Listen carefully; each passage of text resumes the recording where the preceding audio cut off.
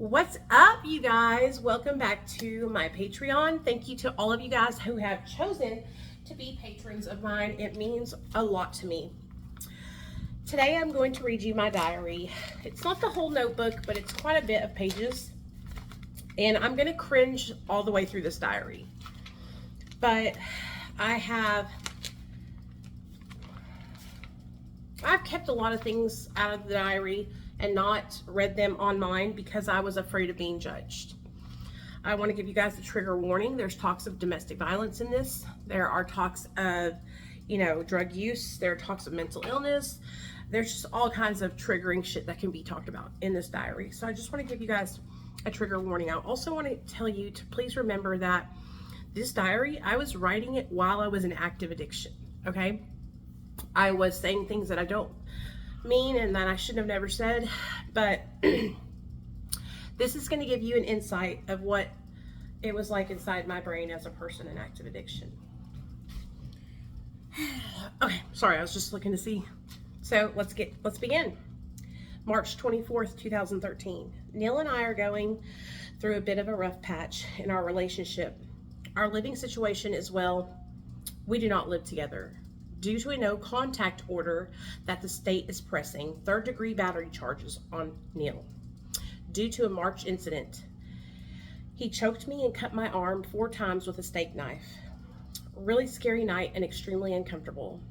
So lately, we have been hanging out at his parents' house, which sucks so hard. Today, we are all going to the Church of the Rock Creek together at noon. Neil is picking me up at 11. Then after church, we are all going out to eat together. Yippee! This is all after an extremely strenuous day spent at Neil's parents' house with Neil's 2 overbearing, judgmental, clueless, overprotecting, stuck-up, and enabling, crazy parents. But they love to spend money, if you even can get my drift. Neil's mother started the day out right. We were leaving for 2 minutes to go to the Shell gas station to get me some smokes. Now me and Neil are both fucked up on methadone. I haven't slept in 3 days, now 4. But Neil is fine and you can't tell I'm tired, but no reason to even blink an eye. Well, his mom is tripping. I'm talking full-fledged 3rd-degree personality disorder tripping. Like we were leaving to get fucked up. Well, 2 minutes later, we are back. Next page. Lorenzo and I found this scripture. Matthew 6:25. Read all the way through.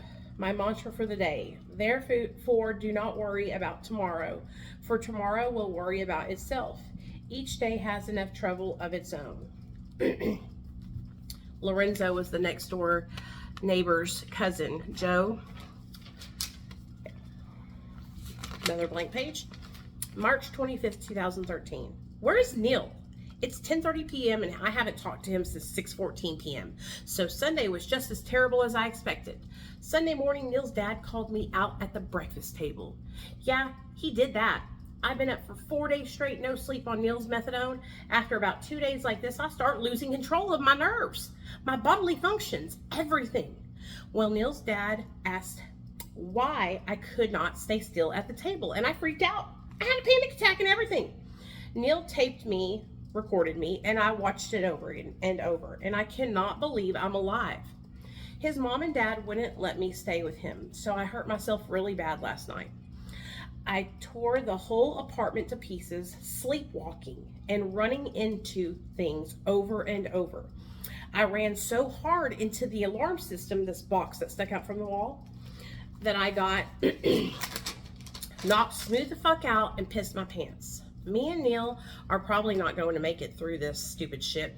He isn't strong like me. It bothers him too much to see me like this.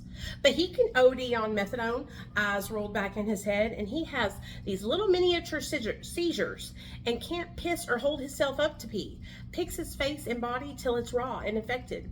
Does this thing with his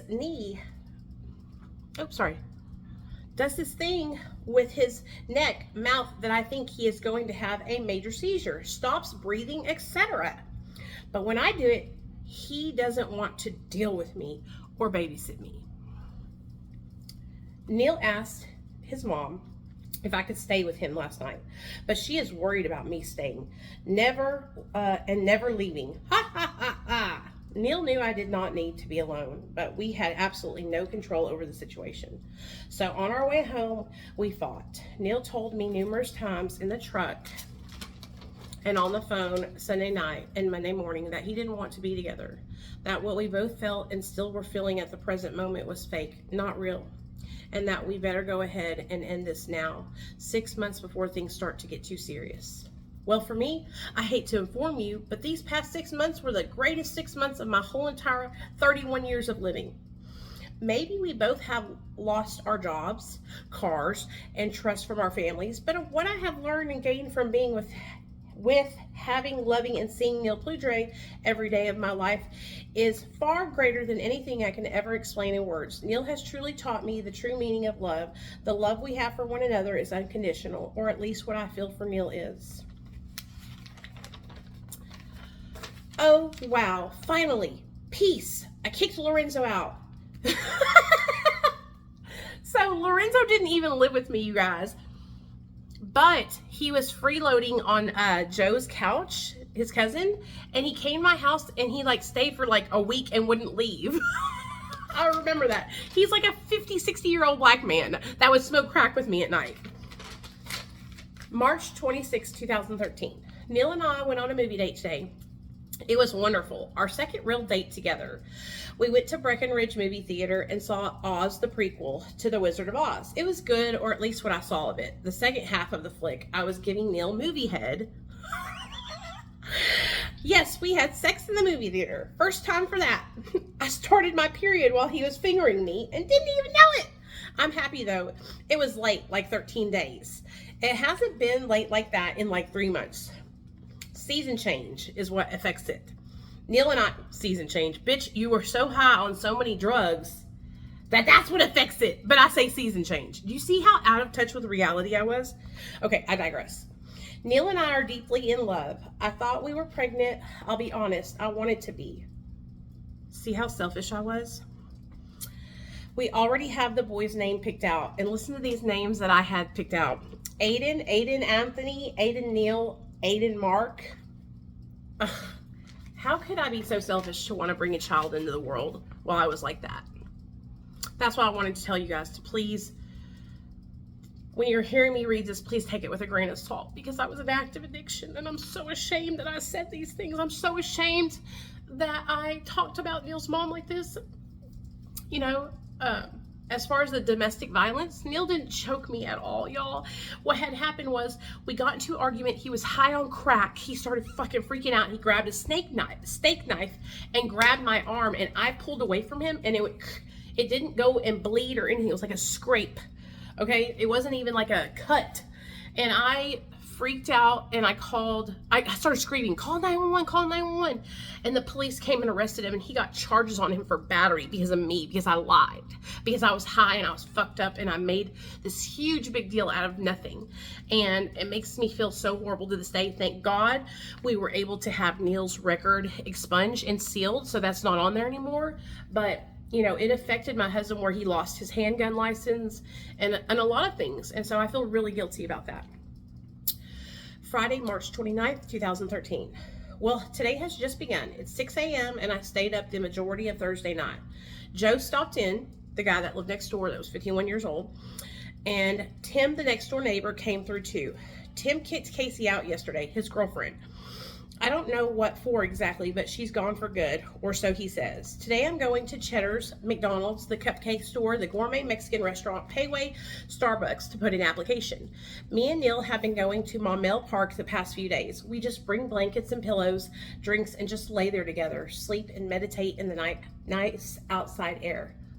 You mean not out, Nicole. Not sleep and meditate. Not out high on Roxy's, Xanax, and methadone. We call it our secret spot. It's nice, kind of romantic. He is also special to me. I couldn't just lay in the grass and sleep with just anyone. I feel totally calm and relaxed with him. My whole body is just at ease. Delusional. We might go camping tonight. I hope so. Camping with Neil is something I could really see us both enjoying. Neil is a total outdoorsman too. So he has all the equipment we need. Tents, beds, covers, water filters, fire starters, all the emergency gear, flares, first aid, extra rope, extra everything. All the lights, lanterns, candles, and bug spray. The time that me and Neil have been spending together lately has been really special. Quality time. It's like we have both changed a lot. We realize how important our time spent together is, and we value and cherish every waking moment. I know for me, I value Neil's company 110%. I don't just take him for granted. I also love him so much, and I feel like I need to tell him how much I love him. So whenever it comes to mind, I tell him I love him more and more every day, and my heart is full. Okay, this video is 10 minutes long, so we still have quite a few pages of the diary to read. What I'm going to do is I'm going to upload this first half. This is the first half of the diary reading. And then after this video, I will do a video with Neil. And I want to talk about the fight we had where I called the police and he got 3rd-degree battery charges. And I also want to talk about the night that he recorded me. So I hope you guys enjoyed listening to this diary reading. I didn't leave any parts out. I always left out the part about me getting battery charges pressed on him and what I did and how I lied, because I felt very ashamed of it. Very ashamed. And I also left out a lot of the bad stuff I said about my mother-in-law. And so now I'm sharing all that with you guys. After this upload, you can expect to see in the next day or two an upload with me and Neil together. Thank you so much for joining my $5 Patreon tier. I appreciate you guys. It means the world to me. I don't take it for granted that you're spending money with me here in Patreon. It means the world to me. I'm unable to monetize my YouTube channel because I'm evading a ban. I'm literally making content on YouTube and I'm banned from it because Jessica had my channel deleted.